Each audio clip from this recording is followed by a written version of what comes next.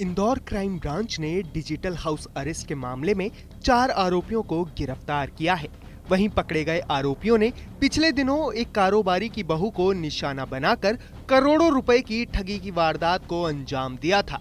फिलहाल पूरे ही मामले में पकड़े गए आरोपियों से पुलिस पूछताछ करने में जुटी हुई है। दरअसल इंदौर क्राइम ब्रांच को पिछले दिनों इंदौर एक बड़े कारोबारी की बहू ने 1 करोड़ 60 लाख की डिजिटल हाउस अरेस्ट से संबंधित शिकायत दी थी। इस पूरे ही मामले में इंदौर क्राइम ब्रांच ने 30 से ज्यादा अकाउंट को खंगाल कर उसके बाद इस पूरे मामले में पुलिस ने 4 आरोपियों को गिरफ्तार कर लिया था। ये 9/11/24 को एक मैटर सामने आया था क्राइम ब्रांच में, जिसमें कि एक महिला के साथ में 1 करोड़ 60 लाख रुपए का डिजिटल अरेस्ट हुआ था। इस मैटर पर जो डिजिटल अरेस्ट का तरीका था वो ये था, पहले इनको खूब डराया जाता है और बोला जाता है कि एक जेट एयरवेज के कोई मालिक हैं, क्या आप उनको जानते हो?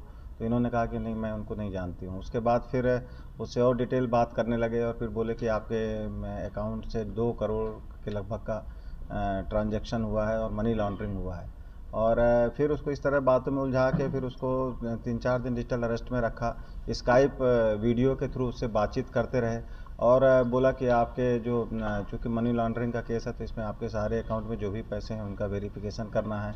और धीरे धीरे उनसे बात करते करते उनके पूरे पैसे जो भी उनके अकाउंट में थे, जो उन्होंने एफडी की राशि रखी थी, वो सब के सब, इवन जो गोल्ड था उसके भी उसका भी जो पैसा उनका गोल्ड लोन लिया हुआ था, वो सारे पैसे उन्होंने उनसे ट्रांसफ़र कराए।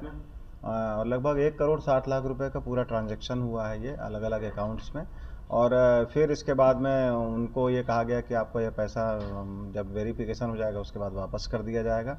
और ये कह करके पूरा पैसा जब ले लिया उसके बाद में फिर उनको बताया गया कि ये पैसा आप नज़दीक के थाने में जा कर के इन्फॉर्म कर दीजिए, हम इसका पैसा हमें वेरिफिकेशन करके वापस करेंगे।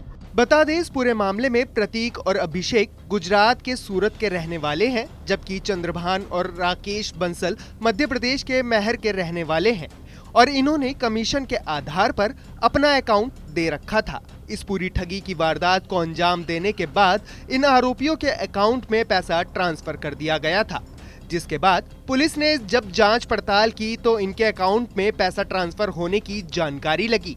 इसके बाद पुलिस ने इन 4 आरोपियों को गिरफ्तार कर लिया। साथ ही पुलिस ने भरोसा जताया है कि वो जल्द ही मुख्य आरोपियों को भी गिरफ्तार कर लेंगे।